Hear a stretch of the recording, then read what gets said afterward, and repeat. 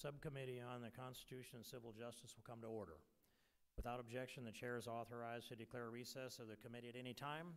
We welcome everyone to today's hearing on the First Amendment protections on public college and university campuses, and I now recognize myself for my opening statement. Fears of government overreach in our nation's founding era necessitated the inclusion of explicit protections of liberty in the United States Constitution. Among them includes provisions to protect speech. Indeed, the First Amendment states that Congress shall make no law abridging the freedom of speech or of the press or of the right of the people to peaceably to assemble. The Supreme Court has long held that the First Amendment applies to states and government entities, including public colleges and universities. While the First Amendment prohibits public colleges and universities from restricting free speech, it generally does not apply to private institutions because the First Amendment regulates only government conduct. And while acceptance of federal funding confers some obligations on private colleges, such as compliance with federal anti-discrimination laws, compliance with the First Amendment is not among these obligations. Today, our institutions of high learning have too often turned from being a marketplace of ideas to a dictatorship of ideas. Students, for example, no longer feel comfortable expressing ideas.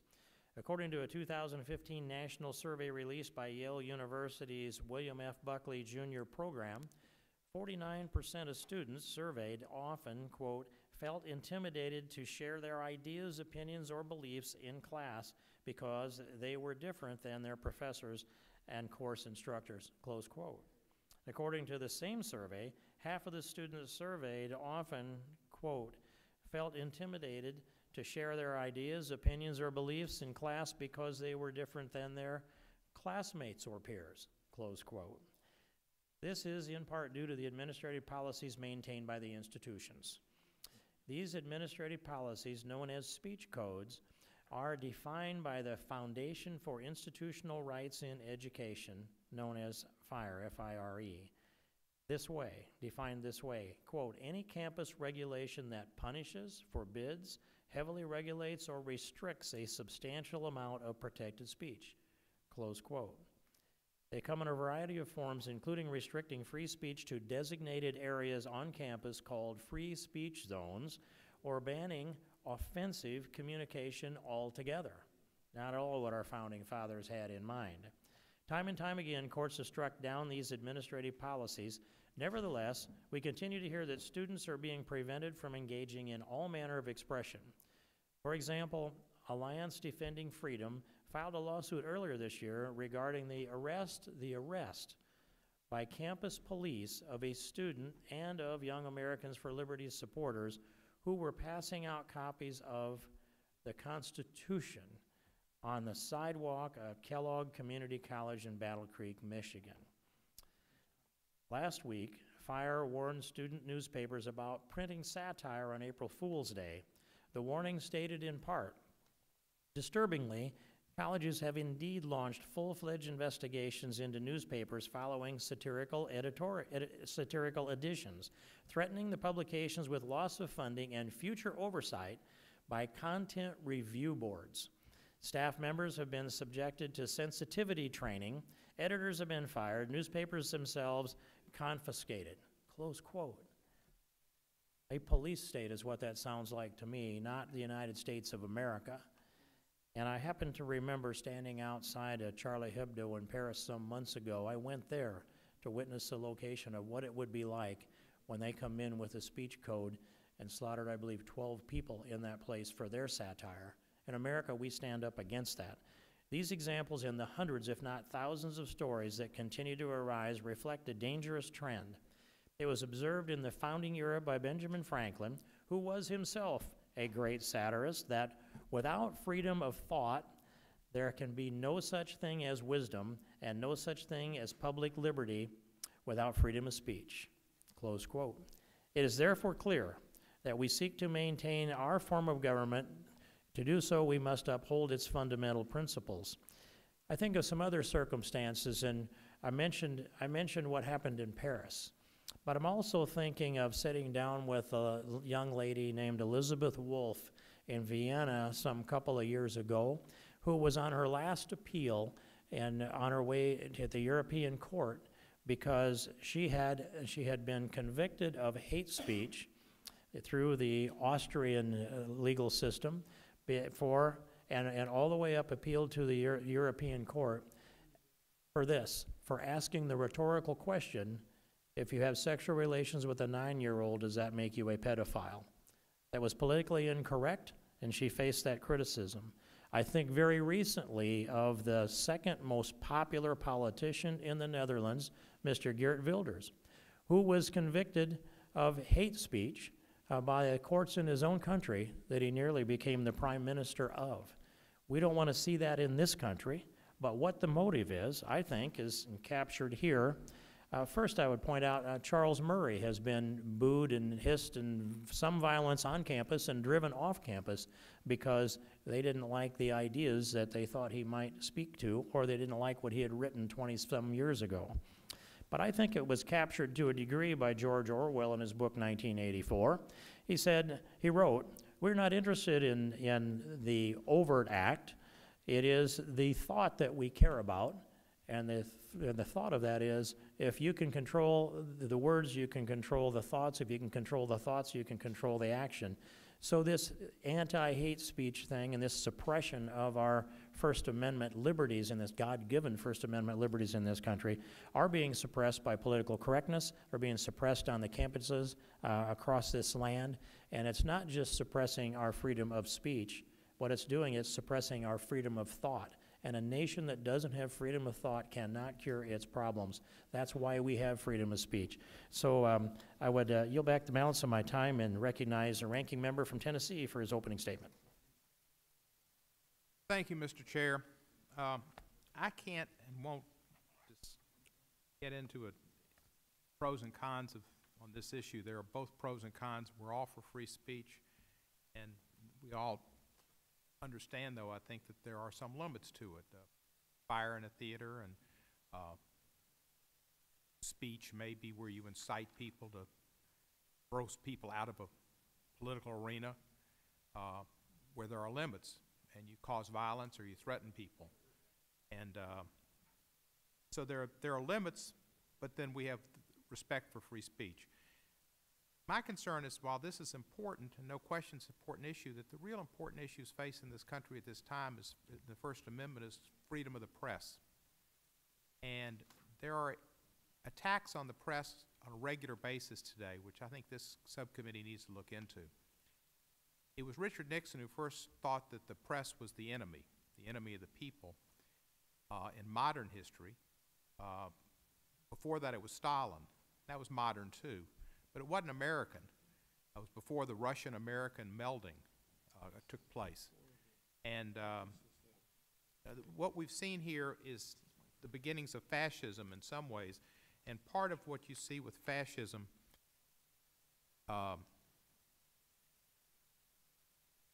disdain for the press, controlling mass media. There are other signs that we see that are scary. That's part of it. The freedom of the press is so important to being a check and balance on government and to government that is uncontrolled. That is overarching the issue that we face today concerning the First Amendment, is the freedom of the press, not necessarily this particular limited freedom of speech, which is oftentimes on campuses, and oftentimes invective that is hurled at sexual orientation minorities and or people of minority religions, whether Jews or Muslims, gays, transgendered, etc. And there are some reasons to limit that speech because sometimes it turns to violence, and that's another problem that we have, seeing that we have, as one of the signs of fascism as exhibited at the Holocaust Museum, is identification of enemies as a unifying cause. And some of this is what happens there, and we're seeing it today. I also must mention today is the anniversary of Dr. King's assassination in Memphis 49 years ago. It's also the 50th anniversary of a speech at Riverside Church, which is the most powerful speech I think that I know in my lifetime, reflecting on the three isms, militarism, materialism, and racism, that still are the enemies of this nation and mankind, which we haven't been able to deal with in an appropriate way. And that Dr. King wasn't allowed to speak in Memphis, wasn't allowed to march in Memphis, and that's part of speech, is the ability to protest and to march. And the city didn't want him to protest. They had to, Mr. Lucius Birch had to go to court to get the federal court to allow him to march. And that's why he came to Memphis for people's rights and workers' rights, which weren't being respected.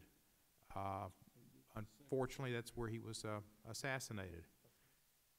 So freedom of speech is important. We have come a long way with it.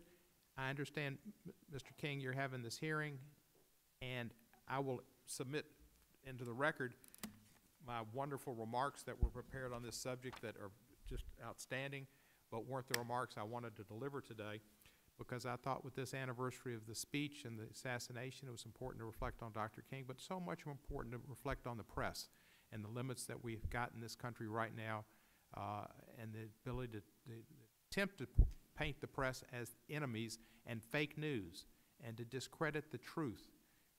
You can have freedom of the press, but when you've got powerful people in your country claiming that the press is not to be believed and is putting out fake news, that's a problem. And the First Amendment didn't envision it. Our founding fathers, who we talk about being reverently and how brilliant they were, even though they didn't understand slavery was wrong and didn't understand, or if they did, they didn't have the guts to put it in the Constitution, and they didn't understand the fact that women should have a right to vote and to full participation, and people without property should have that right. They didn't anticipate an executive who talked about fake news and who parroted remarks without any professional or expert consultation that sometimes came straight from Russian television. So I would ask the chairman to try to look into having a freedom of the press First Amendment hearing, because that's what faces this country right now and is most urgent. And with that, I yield back the balance of my time. Gentleman returns his time, and his unanimous request to introduce his statement into the record is hearing no objection, so ordered, along with, before I recognize the ranking member, or the full chairman of the committee, I would ask also unanimous consent to introduce into the record statements from the American Legislative Exchange Council, the Alliance for Defending Freedom, and also these two newspaper articles that have reference, that I referenced in my opening statement on Mr. Charles Murray. Hearing no objection, so ordered. I now recognize the chairman of the full committee, Mr. Goodlatte, for his opening statement. Thank you, Mr. Chairman. Mr. Chairman, on August 14, 2015, this committee sent a letter to 160 public colleges and universities that had received a red light rating from the Foundation for Individual Rights in Education, FIRE. According to FIRE, a red light institution is one that has at least one policy that both clearly and substantially restricts freedom of speech. FIRE defines a clear restriction as a policy that, on its face, is a threat to free speech and does not depend on how the policy is applied. FIRE defines a substantial restriction as a policy that is broadly applicable to speech on campus. Given the positive responses to this letter by many colleges and universities and the increased attention to this issue, we've seen a substantial decrease in unconstitutional policies across the country in the last 2 years.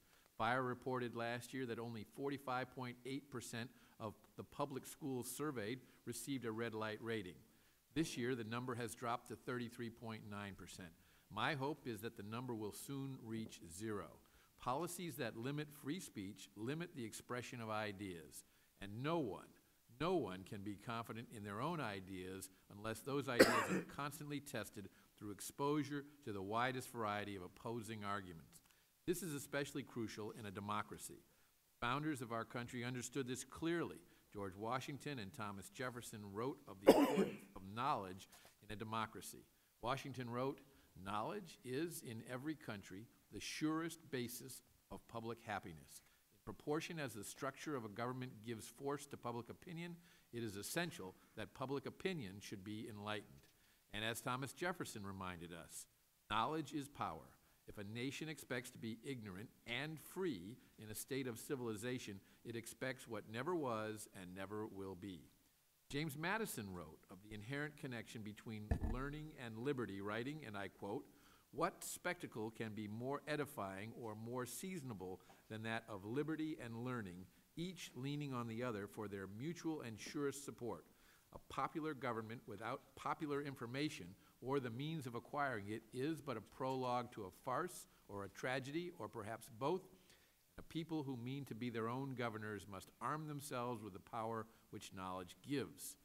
John Adams wrote specifically of the young that, "It should be your care, therefore, and mine, to elevate the minds of our children and exalt their courage. If we suffer their minds to grovel and creep in infancy, they will grovel all their lives." I thank Chairman King for holding this hearing, and I thank our witnesses for coming today.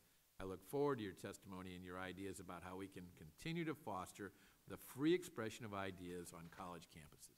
The gentleman for Virginia has returned his time, and the chair will now recognize the ranking member of the full committee, Mr. Conyers, for his opening statement. Thank you, Chairman King. I'm happy to welcome the witnesses. I'm going to yield to Jamie Raskin of Maryland as soon as I make these two sentences. While I don't pretend that we can fully resolve the long-standing debate over hate speech and the First Amendment on public campuses during the course of this hearing, and while I acknowledge some tension between free speech and equality interests, I hope we can have a productive discussion about the proper balance between protecting free speech and ensuring equal education opportunities for all students. So I'll be looking forward to the discussion that will follow, and I yield to the distinguished gentleman from Maryland, Mr. Raskin. Mr. Conyers, thank you very much for your courtesy and your kindness, as I have another meeting I'm going to have to get to in a moment. Delighted to be here at this very interesting panel with such great witnesses. I suppose I should start by remarking that it's very easy for the left to denounce right-wing political correctness on campus, and it's very easy for the right to denounce left-wing political correctness on campus. The issue is whether all of us can stand up for all free speech, including the speech we disagree with. I used to tell my students that free speech is like an apple, and everybody wants to just take one bite out of it. I'm okay with free speech except for sexist speech, except for racist speech, except for extreme left-wing speech, except for extreme right-wing speech. Pretty soon, everybody's taking a bite and there's nothing left to the apple. So we've got to accept the whole apple if we want to have free speech for real in the country. Now, there are certain things that I imagine that would unify everybody on the panel and everybody on this side of the panel as well, which is free speech zones are anathema. In America, under the First Amendment, the whole campus is a free speech zone. And to the extent that you depart from free speech, that should be the exception and not the rule. So campuses that rope off a little area on the other side of the soccer fields and say that's the area where you can exercise your free speech are really in violation of the First Amendment, and I think we should all be able to agree to that.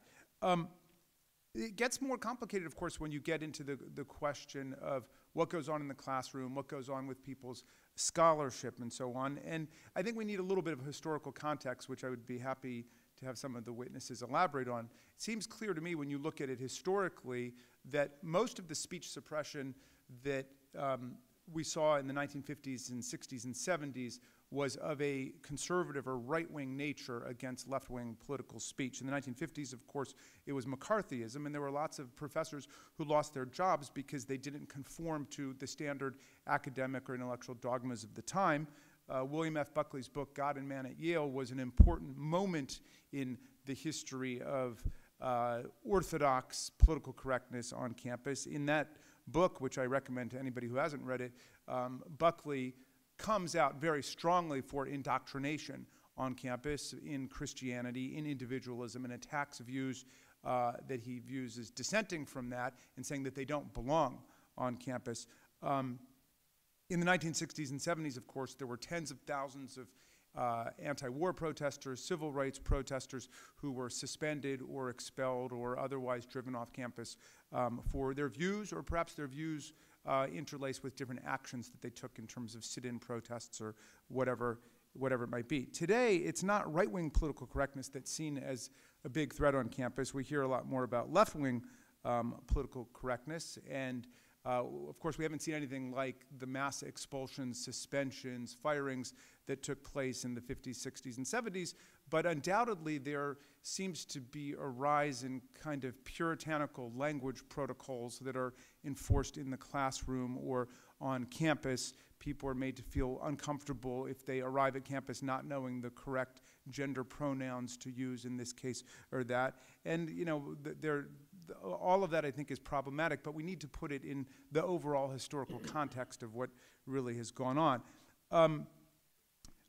So just a couple of points that I would welcome any reaction to. One is about booing and heckling, which Mr. King mentioned, and I think I agree with his point about this. Booing and heckling is a venerated American art. If you go back and read the transcripts of the Lincoln-Douglas debates, there was lots of heckling that took place, but it was a kind of interjection, and then there would be an answer from the speaker, and that was all right. But the booing and heckling that drowns somebody out is just stupid and is, I think, outside of our free speech tradition and should not be considered to be part of the general First Amendment norm. The basic rule in the academic context was set forth by the Supreme Court in Hazelwood versus Kuhlmeyer, which said students have the free speech right to wear a black armband, as Mary Beth Tinker did in protest of the Vietnam War, or to speak out, as long as they're not materially interrupting the educational mission and making it impossible for other people to learn. And I think that's the most critical point here.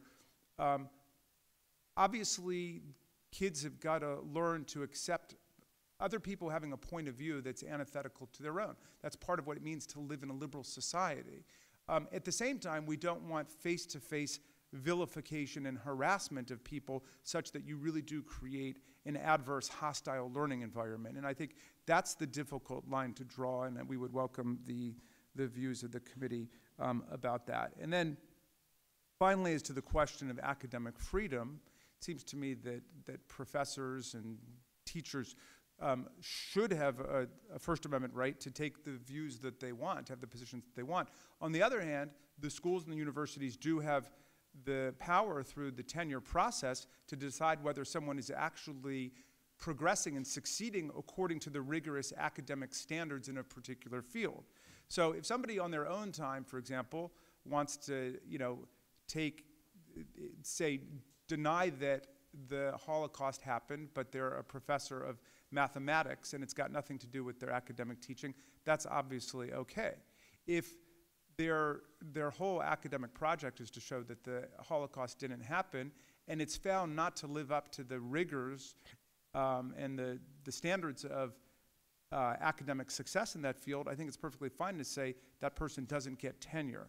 And so I think that's another line that we need to draw, that is the right for people to have their private political views, but not to say just because I take some extremist stance that somehow that qualifies me to tenure. Somebody can deny the existence of climate change off campus, again, if they're a professor of history, but if they're in a scientific field and they think that just by denying the existence of climate change, they should get tenure, that strikes me as wrong, unless they're actually able to adduce, the scientific evidence that would lead to that conclusion. I yield back, and thank you very much, Mr. Chairman.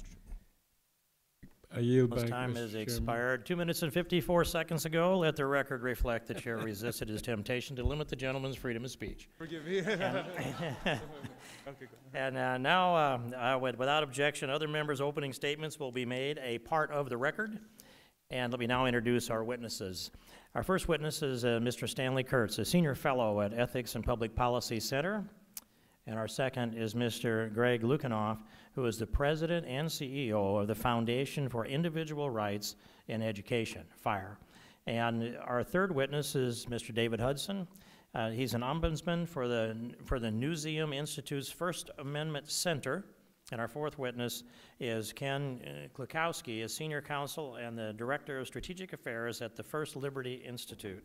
Excellent credentials, all gentlemen, and I would ask each of the witnesses' written statements will be entered into the record in their entirety, and I ask you to summarize your statements in 5 minutes or less, and hopefully you can stay within that time frame. There's a light in front of you that I think you're all familiar with by now. And before I recognize the witnesses, we ask that you stand and be sworn in. Stand and raise your right hand, please. Gentlemen, do you swear that the testimony you're about to give before this committee is the truth, the whole truth, and nothing but the truth, so help you God? You may be seated. Thank you, and let the record reflect that all the witnesses responded in the affirmative. And so I now recognize our first witness, Mr. Kurtz, for your testimony. Mr. Kurtz.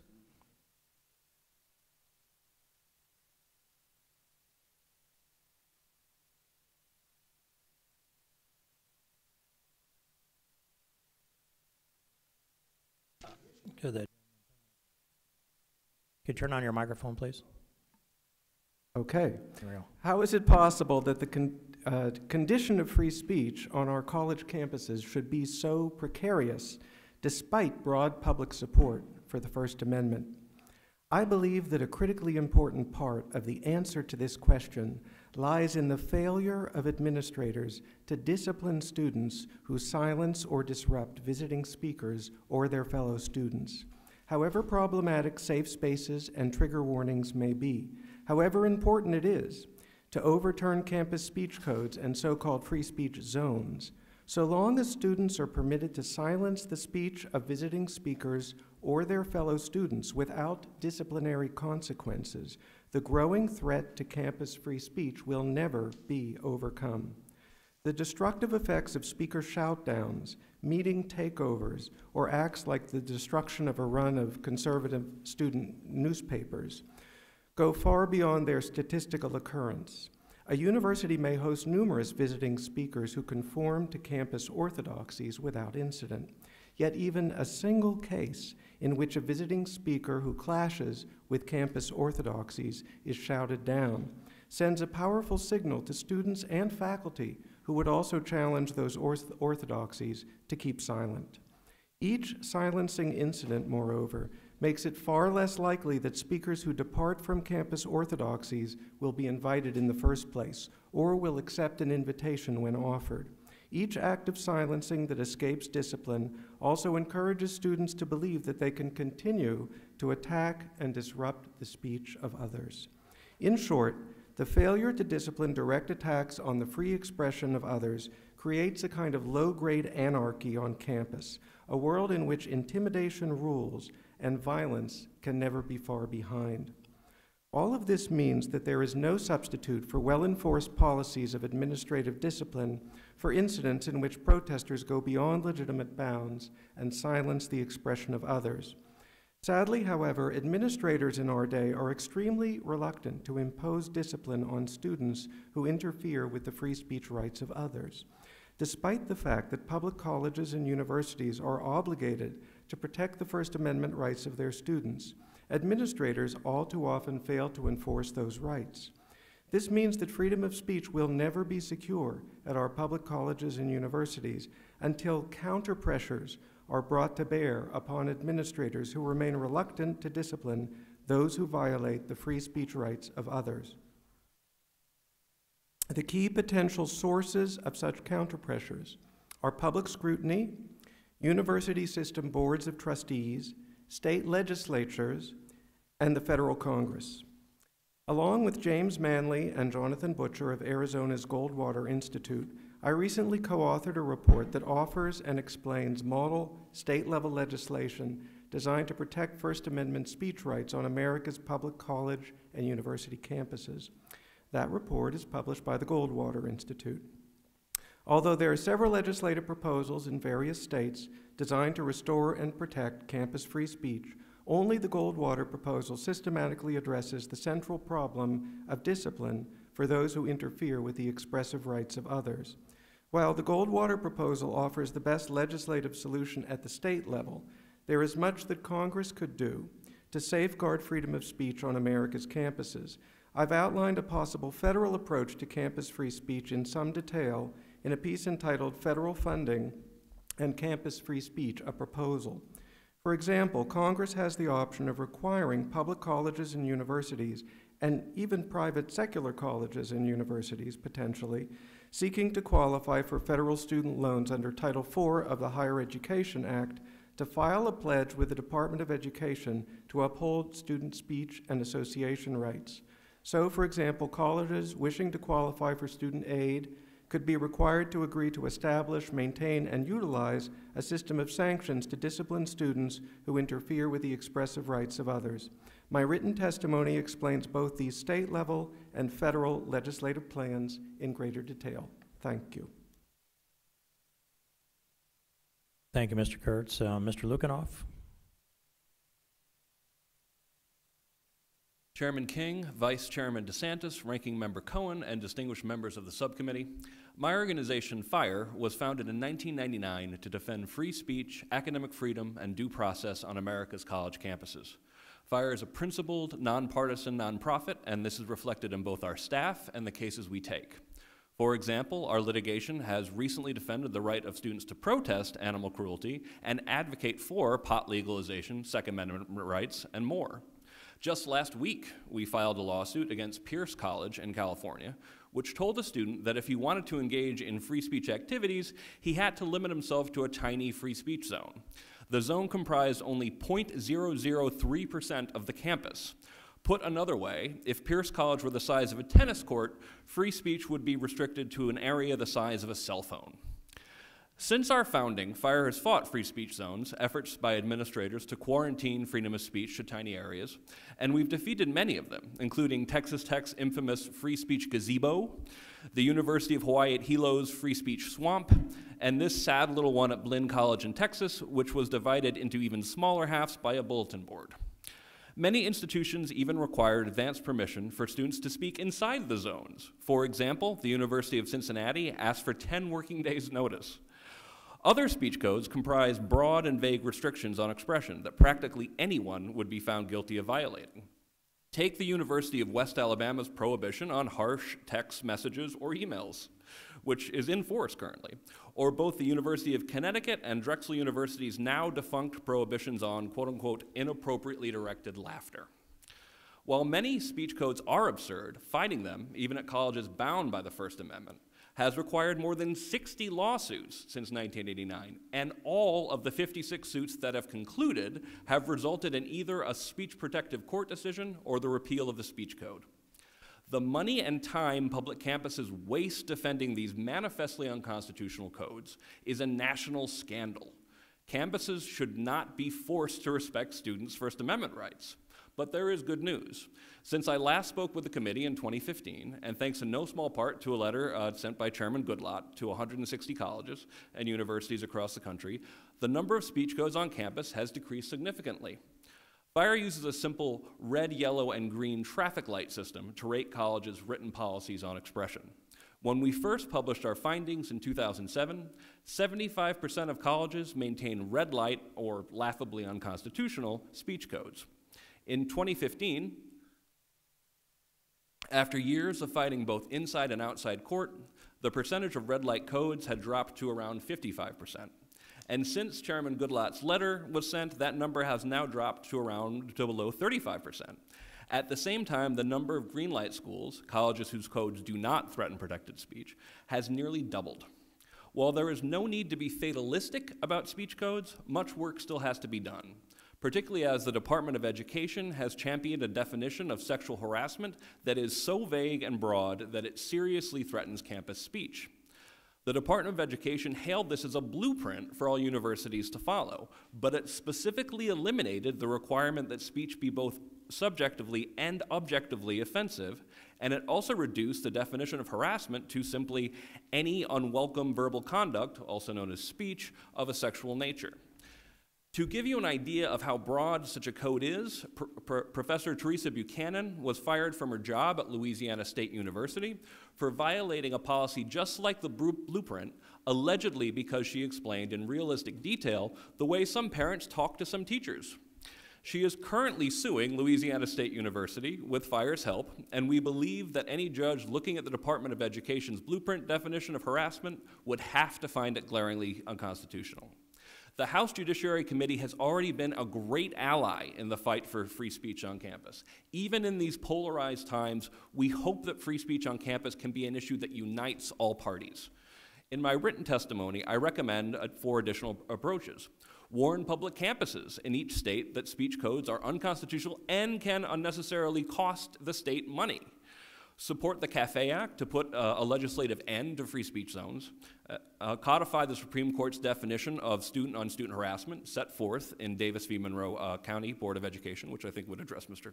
Conyers' concerns, Congressman Conyers' concerns. And pass a federal New Voices Act to protect student journalists, which should please Representative Cohen. So thank you so much for your time.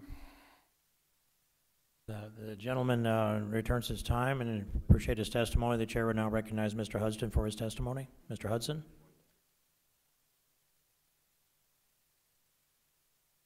Mr. Chairman, distinguished members of the subcommittee, it's a great honor to speak to you about First Amendment protections on public university and college campuses. I first want to discuss 4 animating principles of First Amendment jurisprudence that should govern any consideration of free speech issues. I then want to discuss the 4 issues that I've covered in my written testimony. The first animating principle is the marketplace of ideas. Back in 1919, Justice Oliver Wendell Holmes, in his great dissent in Abrams versus United States, wrote that, but when time has upset many fighting face, men have come to realize and believe in the very foundations of their own conduct that the ultimate good desired is better reached through free trade of ideas, that the best test of truth is the power of the thought to get itself accepted into the competition of the market. The United States Supreme Court in Caetian versus Board of Regents in 1967 ruled that the classroom was peculiarly the quintessential marketplace of ideas. Any principles or legislation must consider the fact that public universities must maintain a commitment to the marketplace of ideas. I realize that critical race theorists and others question the marketplace of ideas, saying that there is not equal access to the market. And while this may be true in some circumstances, where can we have a true marketplace of ideas but at a public university campus? We must deal with competing viewpoints. The second animating principle is the counterspeech doctrine. It was authored by Justice Louis Brandeis in his concurring opinion in Whitney v. California in 1927. If there be time to expose through discussion the falsehood and fallacies, to avert the evil by the processes of education, the remedy to be applied is more speech, not enforced silence. We must counter negative, harmful speech with positive speech. Public university officials must take an approach where they do not silence offensive, controversial speakers. We allow people to protest peacefully, but not engage in substantial disruption. The third animating principle is content discrimination and viewpoint discrimination. I like to tell my students, my First Amendment students from the Nashville School of Law and my alma mater, Vanderbilt Law School, about the famous quote from Justice Thurgood Marshall. He wrote in 1972, "But above all else, the First Amendment means that the government may not restrict speech because of its message, its ideas, its subject matter, or its content." Justice Antonin Scalia wrote that content-based restrictions on speech are presumptively unconstitutional. And Anthony Kennedy said that viewpoint discrimination is an egregious form of content discrimination. When public university officials allow some groups to distribute literature and not allow other groups, that can be content discrimination, and even worse, it can be viewpoint discrimination. The fourth animating principle is that we in this society must protect speech that we don't like. Chief Justice John G. Roberts Jr. said, "Speech is powerful. It can stir people to action, bring them both tears of joy and sorrow, and inflict great pain. But the First Amendment requires that we do not punish the speaker for inflicting pain. As a nation, we have chosen a different course, that is to protect even hurtful speech on public issues so as not to stifle public debate. The 4 issues that I cover in my written testimony: 1, we need to be very careful about allowing the infiltration of legal standards from K through 12 decisions that negatively impact college and university employees, professors, and students. The standard from Hazelwood that Representative Raskin mentioned, reasonably related to legitimate pedagogical concerns, is breathtakingly broad. We're seeing this now in the censorship of public officials and public school students who engage in online speech. The second principle I deal with is Garcetti versus Ceballos, 547 U.S. 410. On page 421, the U.S. Supreme Court wrote, "When public employees make statements pursuant to their official job duties, they have no First Amendment protection." Thank you very much. The gentleman's time has expired, and I appreciate his testimony, and now recognize Mr. Klukowski for your testimony. Mr. Klukowski, thank you. Thank you, Mr. Chairman and members of the committee. The framers considered the Constitution's First Amendment necessary to enlighten self-government, the oxygen by which citizens can be informed to think through the issues of the day and hold accountable those in power. Public universities are state actors bound by the Free Speech Clause. Because free speech is a fundamental right, government restrictions on content are subject to strict scrutiny, where government must show the restriction narrowly tailored to achieve a compelling interest. But often we see viewpoint discrimination.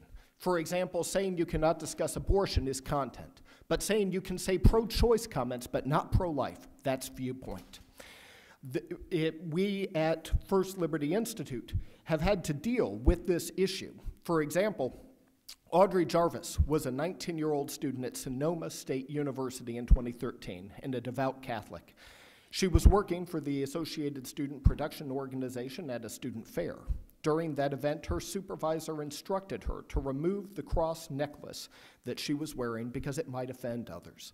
Also in 2013, Ryan Rotella's professor at a communications class in Florida Atlantic University instructed the students to write the name Jesus on a piece of paper, put it on the ground, and stomp on it. Ryan is a devout Christian who was not comfortable stepping on his Savior's name. He was suspended from the class. Purdue University accepted a financial gift from a family who asked them to choose words for a plaque at the engineering school. When they chose seeking to better the world through understanding God's physical laws, Purdue called it an unconstitutional endorsement of religion, even though the Supreme Court in 2014 rejected this endorsement concept as a faulty misinterpretation of the Constitution's First Amendment. The reality is that viewpoint discrimination from private speakers in protected speech categorically violates the First Amendment. This is true in all forms of public forum, the doctrine governing which is discussed in my written testimony. More places on college campuses, most, are either traditional, designated, or limited public forum where students enjoy broad free speech protections. And First Liberty Institute is the largest law firm in the U.S. exclusively dedicated to protecting religious liberty for all Americans, represents all of these students and donors entirely free of charge. We also represent students in public grade schools dealing with similar issues. All these infringements on speech are unconstitutional. While First Liberty prevailed in all those cases, hostility is increasing against certain viewpoints and beliefs on campuses. A university is supposed to facilitate the free exchange of ideas to advance our understanding of the world. Students are better off when they're exposed to ideas or viewpoints they do not share, and learning to respect speakers with whom a student disagrees is vitally important to advancing a diverse and tolerant culture, and the First Amendment commands public universities to respect these principles. Yet now we see a culture of free speech zones, islands surrounded by an ocean of university facilities and locations where safe spaces, microaggression, and trigger are code words justifying censorship. Multisyllabic terms are invented to whitewash the suppression of speech by covering them with a veneer of pseudo-intellectualism. This intolerance for certain ideas is found across many subjects, though with one disturbing common denominator. Political speech supporting President Trump is disfavored. Immigration speech on securing our borders is disfavored. Speech supporting America's greatest ally in the Middle East, the nation of Israel, is disfavored, especially speech on Jerusalem or Israel maintaining defensible borders. There's even a boycott movement actively being promoted against Israel on Americans' campuses today in an attempt to delegitimize Israel. America's Christian community is a great friend to Israel. And speaking of Christians, no beliefs are under greater assault on secular campuses. I refer to Orthodox Christian beliefs in whatever tradition, carrying out the Great Commission to share the gospel of Jesus Christ, speaking biblical truths on the issue of the day, and believing the Bible to be or contain the Word of God. Opposition to these views often forbids even mild expressions of belief. The Capitol's painting on the baptism of Pocahontas, the portrait of Jesus hanging outside the Great Hall in the Justice Department, these works of art would not be welcome on many modern campuses. The common denominator here is that such conservative speech does not comport with the prevailing ideology of some campuses. People of faith, whether evangelical, Catholic, Jewish, or other faith, have a civil right under the First Amendment to share their faith and viewpoint on public campuses. And the university abridging those violates their civil rights and could be investigated by the Justice Department. My additional remarks are included in addition to other topics that this committee could be explored in my written testimony. Thank you again. Chair thanks the witnesses for your testimony, and I'll now recognize myself for my 5 minutes questioning period. And I would turn first to Mr. Kurtz, whom I happen to know to be an historian, and would ask you if you're aware of what our founding fathers thought about the limitations of free speech, that as they watched the Greek city-states and how they handled free speech there. Have you had any study on that topic? Demagogues? Well, the founders, I think, were concerned that the classical world as a whole, both the Greek city-states and the Romans, had a kind of democracy and yet lost it. And this example was always in their mind. There was a question when the founders began as to whether a viable democracy was even possible. So yes, they were very concerned about whether freedom was sustainable, and the Constitution was a kind of structural attempt to solve that problem, and of course the Bill of Rights as well.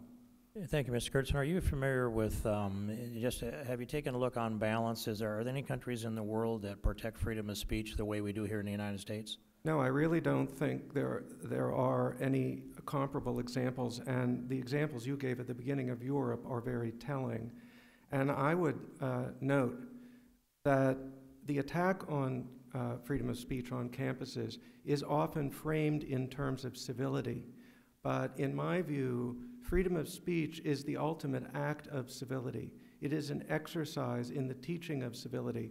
I go back to Justice Oliver Wendell Holmes, who said the key test of free speech is not tolerating ideas that agree with you, but freedom for the thought that you hate. So think about that. Free speech means that we have to tolerate something that we hate. We have to hold ourselves back from attacking them physically, attacking them, or trying to snuff them out. That is actually, we call it freedom, and it is, but freedom is inherently an exercise in self-restraint. And I believe that it's precisely because of America's unique tradition of liberty that we've had greater civil peace on the whole than Europe, where they don't have those protections. The Civil War is the exception that proves the rule. That happened because we violated freedom in a very important case. But on the whole, freedom of speech actually produces civility, and this is what I think people on campus need to learn. Thank you, Mr. Kurtz. And I'd point out from a historical perspective, our founding fathers were very well aware that in the Greek city-states, if a demagogue became too effective with his freedom of speech, he was banished from the city-state for 7 years. Presumably he got over it and he could come back again. The founding fathers didn't opt into anything of that nature. They decided instead, let's have this competition of freedom of speech, let the ideas compete, let the good ideas surface, and the bad ideas would be treated with the level of disrespect that they deserved. I would turn to Mr. Klukowski and ask, on college campuses, what's your recommendation? The private schools, should they be allowed to focus as much as they choose on their particular religions, whether it's Christianity or Judaism or any other religious group? Two recommendations, Mr. Chairman. First of all, regarding private institutions, Congress does have authority under the Spending Clause to condition eligibility for federal funding on private universities respecting speech in such a manner that if they were to suppress speech in a way that would be a civil rights violation, actionable by the Justice Department if done by a public university, that could be a trigger, to use the word appropriately, for reducing or eliminating certain types of federal funding. The amount of federal funds that Ivy League universities are now receiving is so astounding that in just a few years, they would be in a financial position where all of their students could attend for free if they would allow that to go. So I believe that's something that would really get their attention. The second is, and this is very disturbing, the increasing difficulty that individuals and groups have at getting quality legal representation.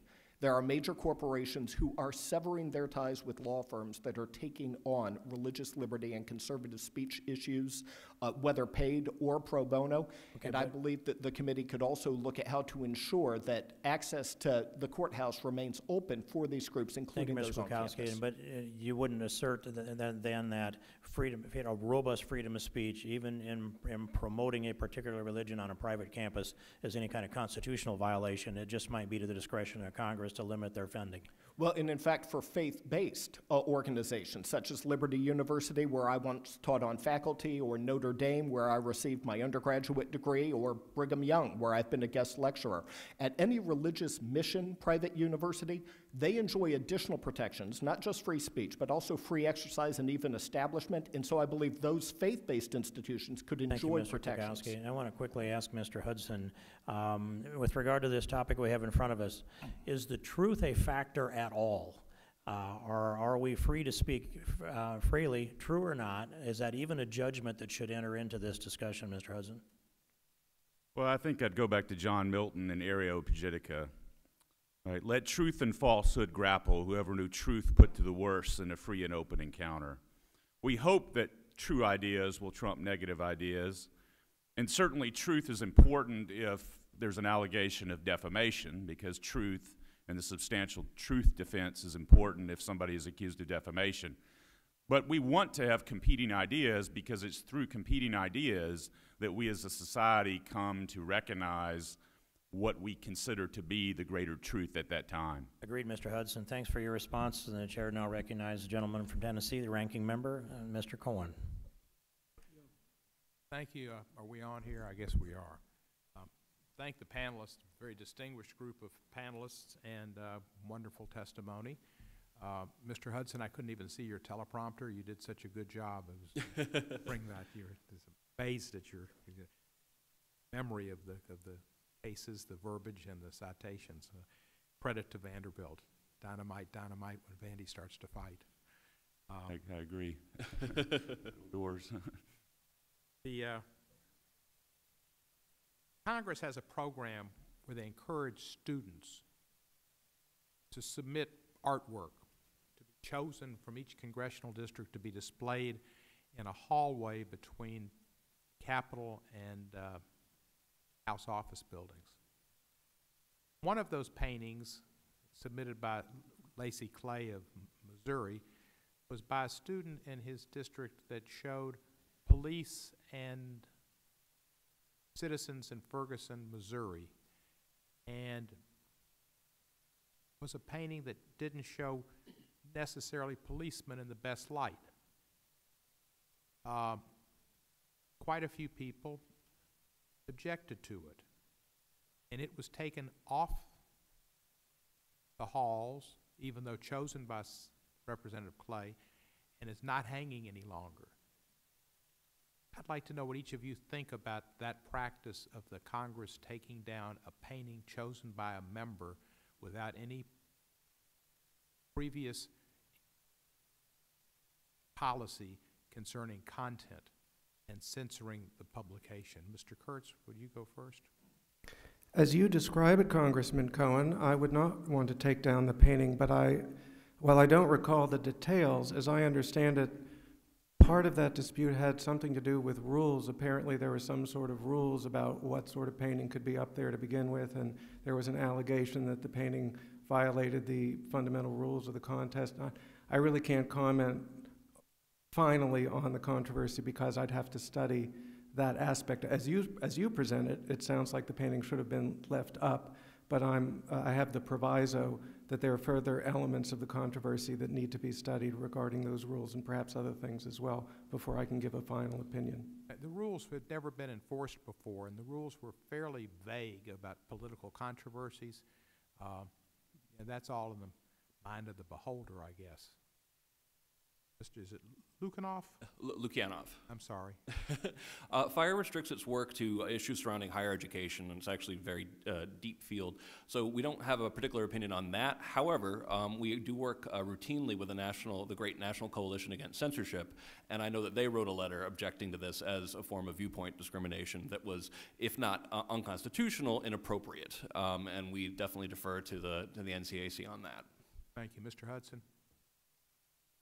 It sounds like content discrimination, perhaps even viewpoint discrimination. If I was representing the student, I'd try to analogize to the Barbara Papish case, which I believe was slide one of Mr. Lukianoff's presentation in August of 2015, where the individual a graduate student wrote an article that was depicted the police very negatively with a negative action toward the Statute of Liberty.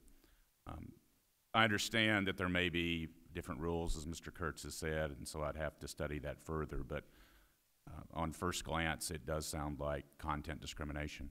What would the rules have to be constitutionally valid? I mean, you just can't have a rule, there shall be no painting that pictures the police in a bad perspective.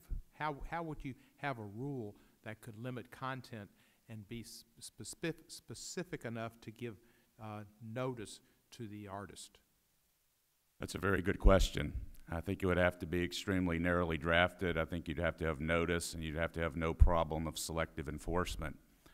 You may be able to argue the government speech doctrine if you're on the government side and argue that it has not been opened up as a true public forum or limited public forum. But again, I tend to take the First Amendment side of it. I think it sounds like content discrimination to me. Thank you, sir. Mr. Klukowski? Congressman, I think there's a two-part way to answer that, and I too would have to study it further. First, as my colleague just said, the first question is whether this is in fact private speech and whether this is any type of public forum. If it's a limited public forum, content-based restrictions are permissible to keep the forum consistent with the purposes for which the public has access to it. If it's a non-public forum, any reasonable restrictions would be permitted. Now, if it's viewpoint-based instead of content-based, then it would be unconstitutional under either of those. However, there is an entire line of Supreme Court free speech jurisprudence regarding government speech versus private speech. The protections we're referring to are for private speakers engaging in protected speech. If this is in fact the government subsidizing or providing a platform to associate itself with speech, the government does not need to associate itself with speech with which it disagrees. And I think the question there would be whether or not that depiction would then be associated as the expression of Congress. Thank you. I appreciate each of you, and I think you've shown well that this issue and the issue of the First Amendment and art and censorship is much like health care. It's complicated. Gentleman's time has expired, and the chair will now recognize the vice chairman of this subcommittee, Mr. DeSantis of Florida. Mr. DeSantis. Thank you, Mr. Chairman. Mr. Lukianoff, part of the things that I've noticed about this debate is that there seems to be a declining support for First Amendment values amongst younger people. And so we deal with the issues that you guys ably deal with because we want free expression on the campus. That's just a good thing. But it seems to me the result of some of these codes and restrictions has been that's kind of what people are now socialized to, or maybe they're even advocating it. So can you speak to the issue of the extent to which younger people have really walked away from core First Amendment values and are actually supportive of having a lot of these restrictions? Absolutely, and it's that's the thing that keeps me up at night right now. So I've been doing this since 2001, and for the overwhelming majority of my career, the people that were on the, in my opinion, wrong side of freedom of speech were campus administrators. Sometimes faculty were pro-speech code. The single best constituency history on campuses were always the students themselves, often poor and minority students, often non-traditional age students, have been some of our best allies. I don't know precisely what happened, but somewhere around 2013, 2014, we started seeing a shift to students demanding freedom of speech for themselves, understanding that it was really important for them to have that, to what I dubbed freedom from speech that they dislike. And this is the most distressing cultural change I've seen in my career. But that means what we have to do, we have to think about ways of getting not just the law, not just the First Amendment in front of them, but we have to get the philosophy of freedom of speech in front of more students. I think it's crucial for students to know, for example, the incredibly important role that freedom of speech played in the gay rights movement, in the civil rights movement, in all of American history. When it was recognized, it has been a force for innovation and progress. But I think students are primarily taught that freedom of speech is the argument of the bully, the bigot, and the robber baron, and that's completely inappropriate. So I think I'm constantly thinking of ways to get in front of people at a younger age. I was even toying with the idea of writing a children's book about freedom of speech, but we have to be creative in teaching this as a profound philosophy that helps protect deep pluralism in our society. Yeah, Mr. Kurtz, I think you get at this a little bit. I mean, if you look at like the Yale situation that happened, I mean, you have the Woodward reports, the Standard. Clearly, you know, they've walked very far away from that. But as you watch those videos, it seemed to me that that was really led by the students, some of these really radical students, and that the administration more caved rather than stand up for the values of the Woodward report. And I think that may track with your view about, you know, they're not really holding some of these people accountable. So can you address that? Yes, Congressman DeSantis. As I emphasized in my remarks, I think the administrators caving is very much at the heart of the problem, although it's absolutely true that we have a generational difficulty now, and Greg Lukianoff has discussed that both in his writings and today very well. And so I think we have to intervene in this sector now, and you mentioned the Woodward report. The Woodward report was published in 1974, and it gave a history of a series of attacks on free speech that had occurred at Yale going back to 1963. These were pretty much attacks from the left against the right.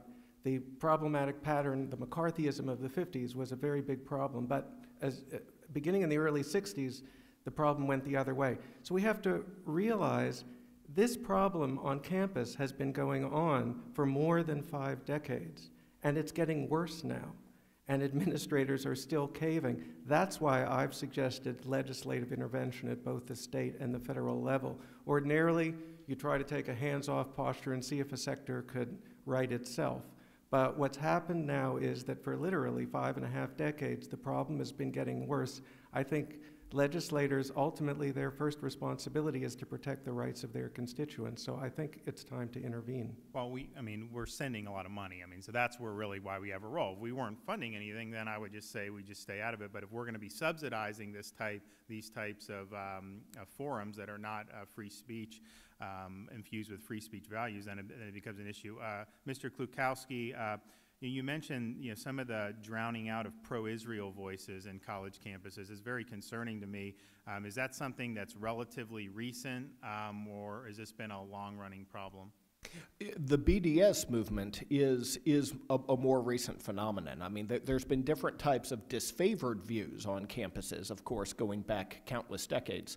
But what you see here is the Israel and America's conservative Christian community married as close cousins in terms of the sort of disfavor that they see for their viewpoints and their values.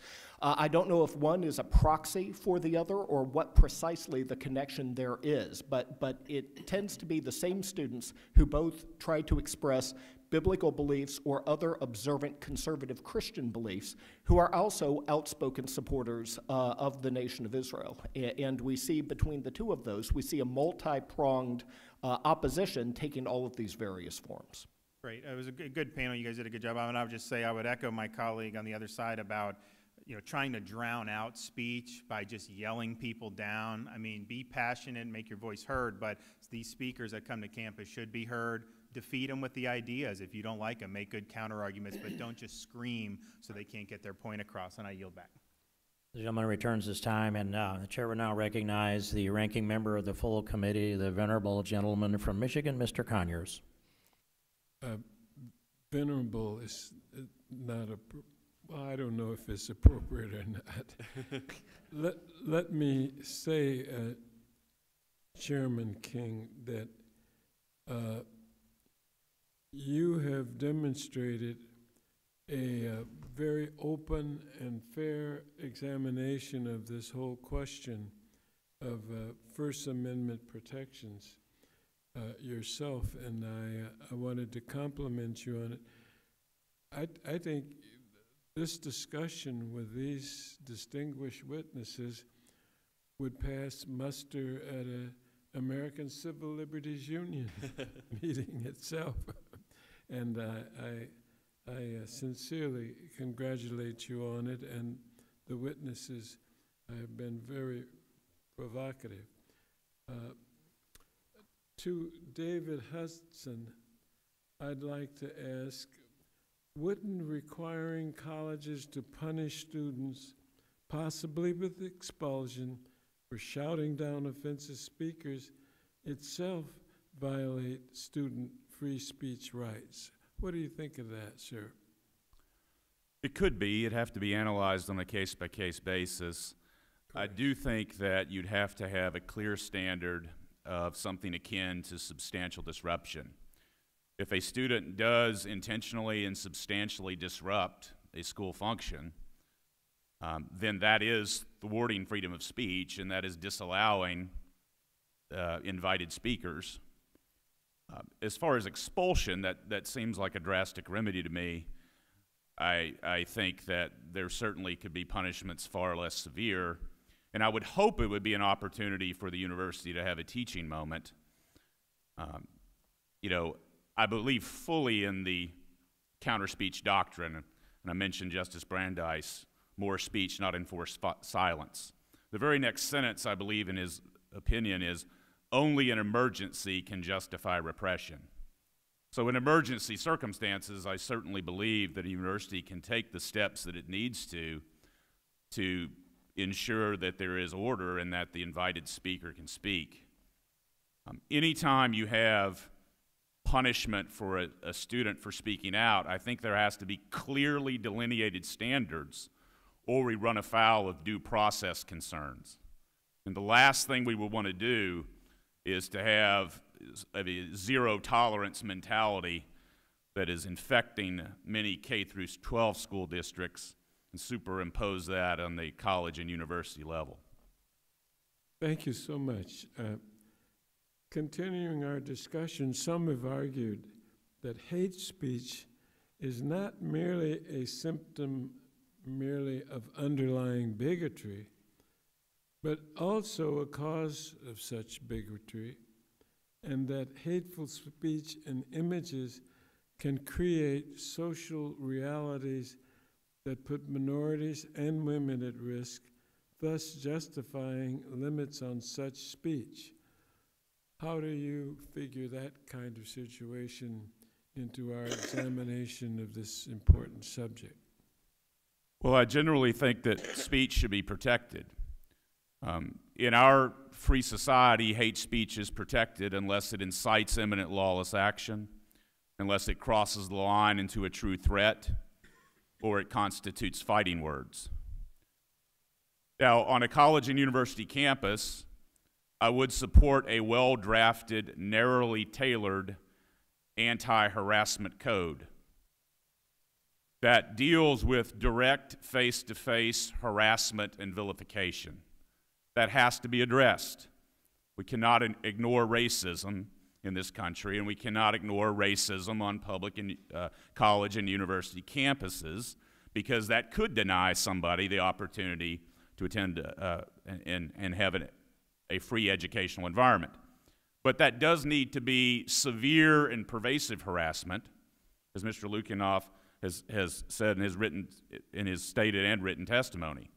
Severe and pervasive harassment is a recognized standard in employment discrimination law. And I certainly think certainly the U.S. Supreme Court used it in Davis v. Monroe. So I think when we have an anti-harassment code, it has to be narrowly tailored, and it has to deal with direct face-to-face vilification. Thank you, sir.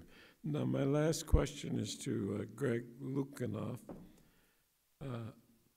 If a harassment policy model on the Title IX standard would pass constitutional muster, why haven't more colleges and universities, particularly public ones, adopted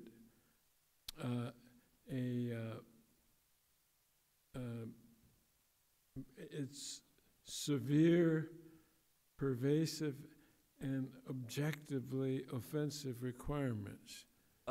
That's a terrific question, and the answer is that the first thing is that they believe falsely that by having a more expansive definition of harassment, or for that matter, for having speech zones, for example, that they're protecting themselves from legal liability. And this is a fear that's fed into by what's known as the risk management industry, which have consultants which more or less say, definitely, cover yourselves. And this is made worse by the growth in bureaucracy on campus. So you have full-time employees who are trying to figure out ways to regulate every aspect of student life, and they over-regulate. Political correctness, of course, is real, so there are people who actually do want to protect people's feelings, but there's also ignorance of the law as a problem. So FIRE works closely with administrators all the time, trying to make sure they understand, again, both the law and philosophy behind it.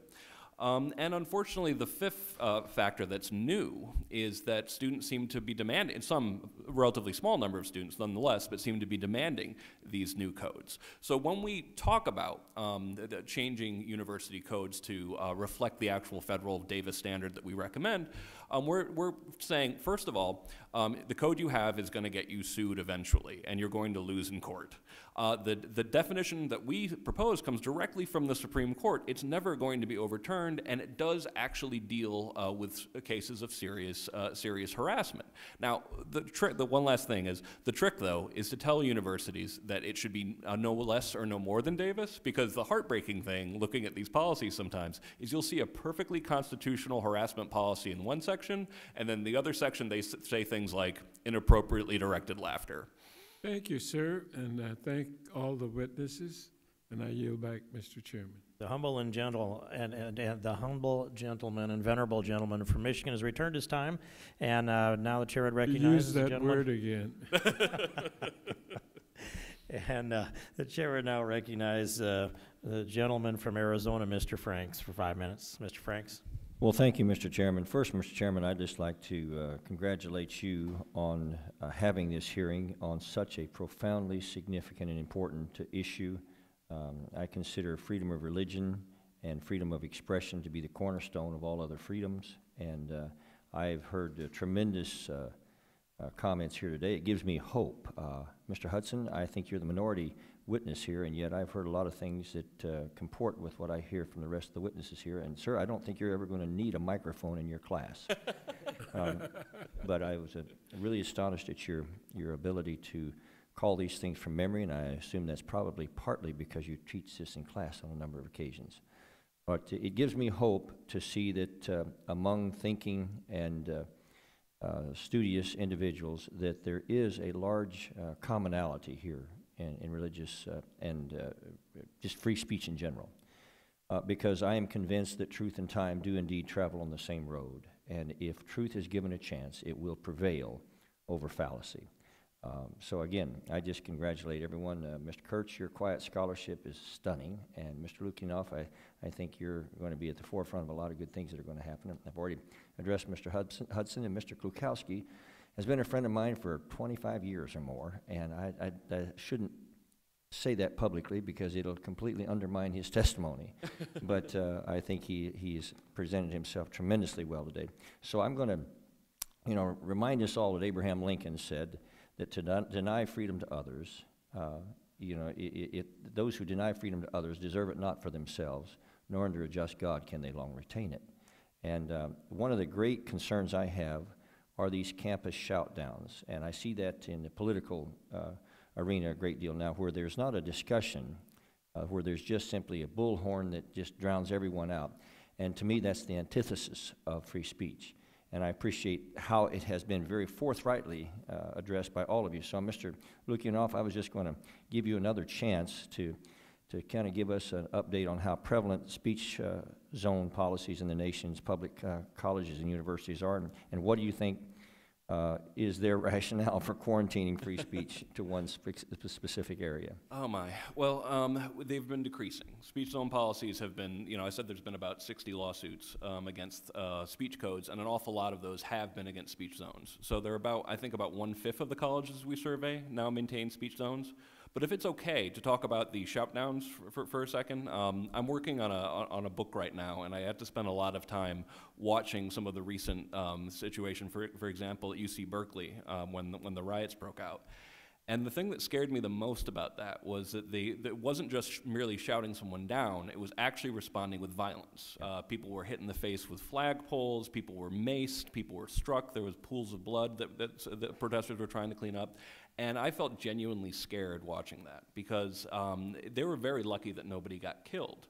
And when we start actually making the transition from merely shouting down is surely bad enough, but when it becomes we have to do more, we have to physically attack these people, we've entered a situation that makes me genuinely quite scared. Well, I couldn't agree with you more, and I think it kind of falls on us when we allow people to be shouted down. Right. If we don't draw the line there, then we invite what follows it. As for an example where people absolutely should have been arrested, what happened at Berkeley? By not doing that, they encourage bad behavior in the future. Agreed. Mr. Kulkowski, I'm troubled by the double standard that colleges seem to be applying when they let fraternities choose their leaders and members based on sex, but refuse to let the religious groups choose their leaders based on religious beliefs. And I think it's great for colleges to allow fraternities and to choose their leaders and members as they always have done, but why not allow the religious groups to do the same? Why the double standard? Well, it's disturbing, and there is a recent Supreme Court case, Christian Legal Society versus Martinez. It was a 5-4 decision. I respectfully believe that the court decided that wrongly, where you had the Christian Legal Society just said if you wanted to be an officer of the club, then you needed to adhere to certain religious views and conduct consistent with those religious views.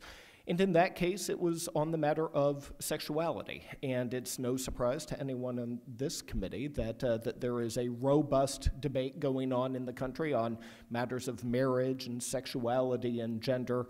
And in a regard, it's just an evolution of a debate that's been going on for decades on abortion. And that becomes for individuals who have certain views that are derived from millennia-old religious beliefs. Are they allowed to express those, both in terms of their written and spoken words, and are they also allowed to organize themselves according to those principles? And I think there's been a very disturbing trend in the law in that regard, and I hope the Supreme Court now moves more in the direction of the original meaning of the relevant provisions of the First Amendment and restore these safeguards for people of faith. Well, Mr. Chairman, that is certainly the Supreme Court's job to consider the original intent. I thank you for this, and I guess I'm just reminded from all of us that true tolerance is not pretending you have no differences.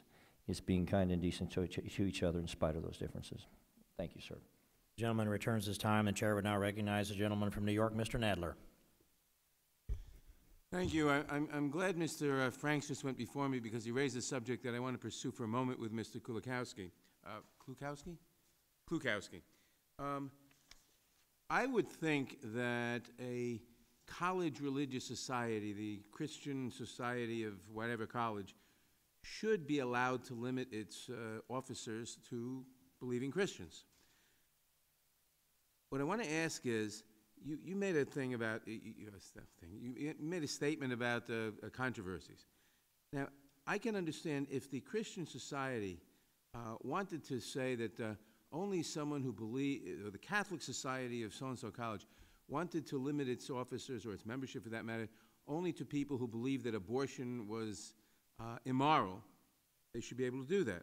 On the other hand, if they wanted to bar people who said, well, I believe as a practicing Catholic that abortion is immoral, but I also believe that I shouldn't impose my views through government, and I disagree politically with government opposing abortion. should that be allowed too, or is that going beyond the religious the religious requirement? Well, and I think that's not necessarily just exclusive to religion. For example, if you had an NRA club on campus and you had a gun control advocate who wanted to be an officer and then to try to start creating policy for the organization who says, I support the Second Amendment, but I believe in what I consider reasonable restrictions, such as saying no one can have a handgun in their home. No, that's a wrong analogy. Someone who agrees with the Catholic Church's position on abortion 100%, it's immoral, it's horrible, etc., but disagrees that about government policy.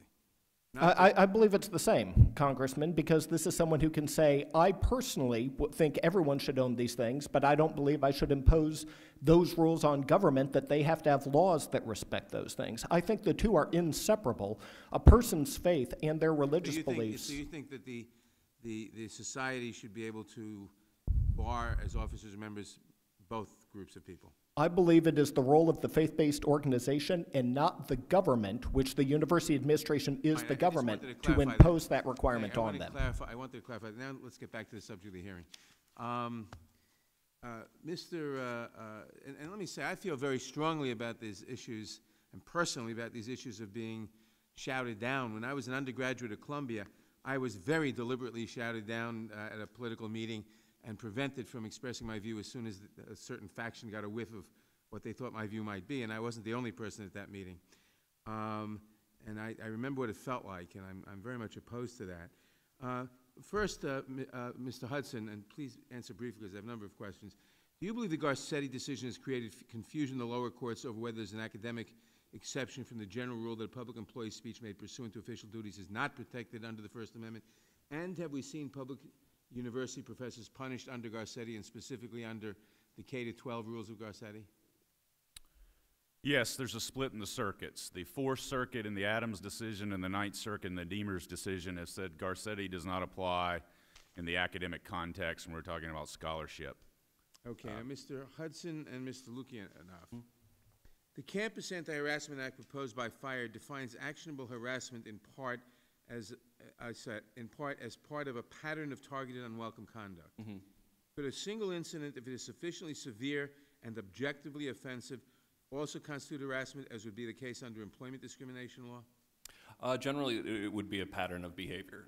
It would have to be something that actually becomes more behavioral. Sorry. It depends on how egregious the act is. Generally, it needs to be repetitious. If the act is egregious enough, at least in employment discrimination law, it could rise to the level of severe and pervasive. And by the way, generally things that are egregious enough are unprotected speech for other reasons. Threats would not be protected, for example, because it's already unprotected speech. Now, Mr. Kurtz and Mr. Klukowski, are you concerned that any federal legislation that would penalize a state college or university by withholding federal student aid or other educational funds for refusing to implement the federally mandated speech disciplinary system, or for failing to abide by a pledge to uphold religious liberty as defined by a congressional statute, might run afoul of constitutional limitations placed on the spending clause?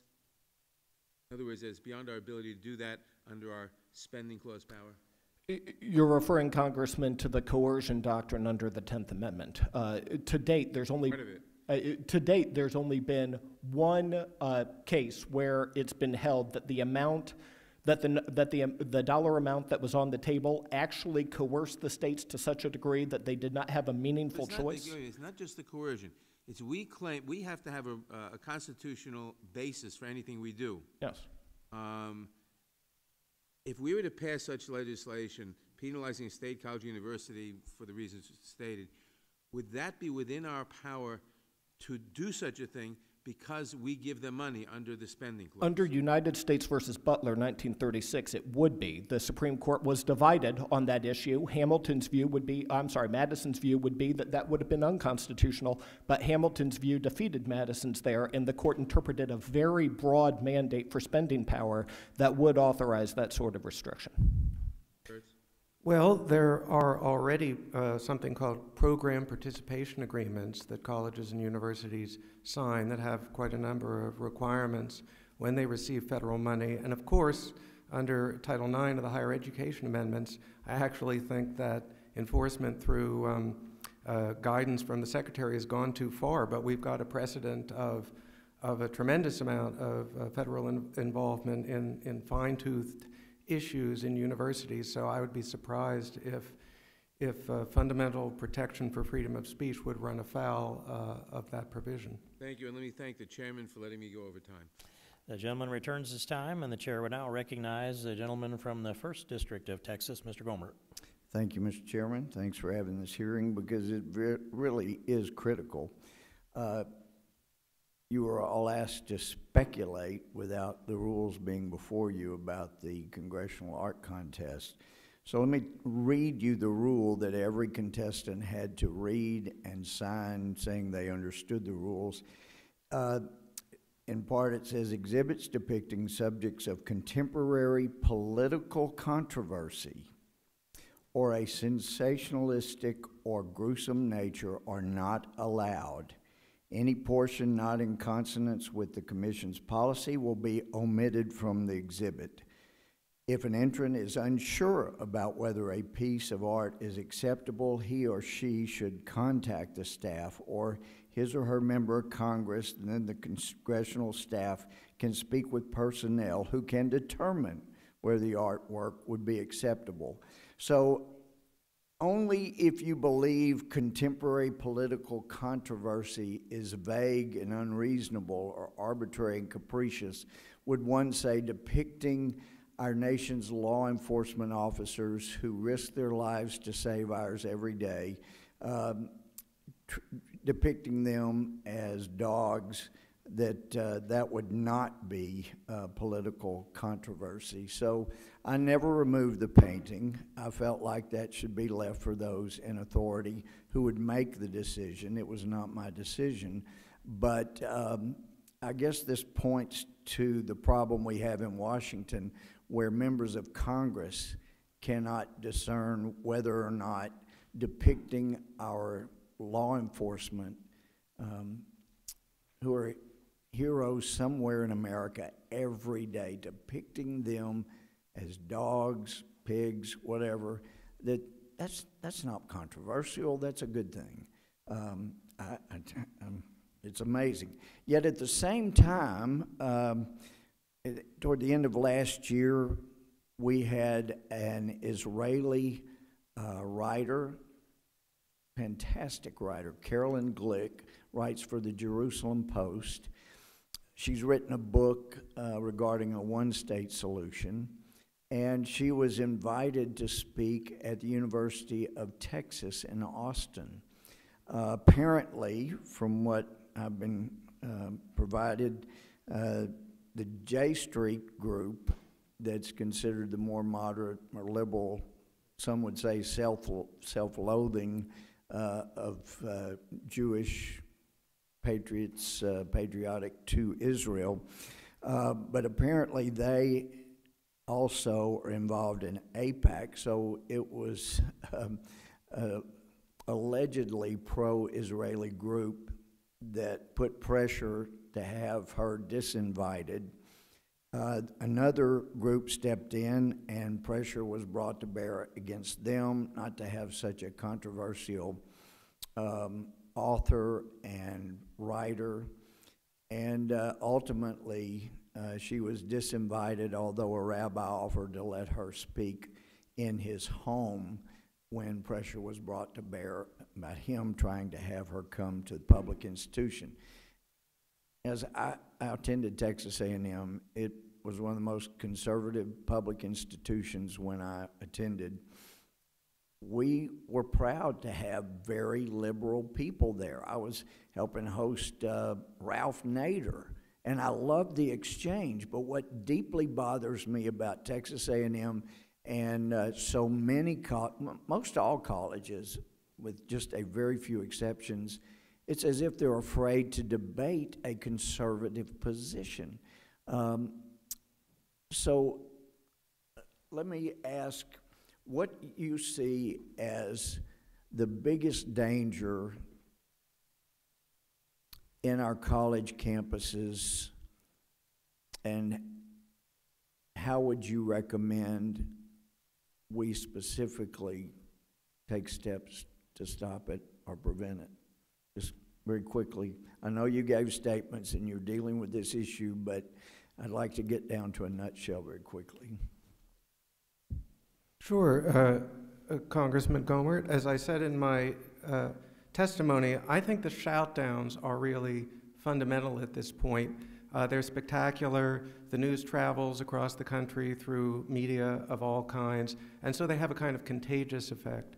And that's why I think the state and federal legislative proposals I mentioned are necessary, at least in some form, and that they've got to include something about the shout-downs. But if it's just the shout-downs, couldn't that be the local authorities just make sure there are no shout-downs or usher them out?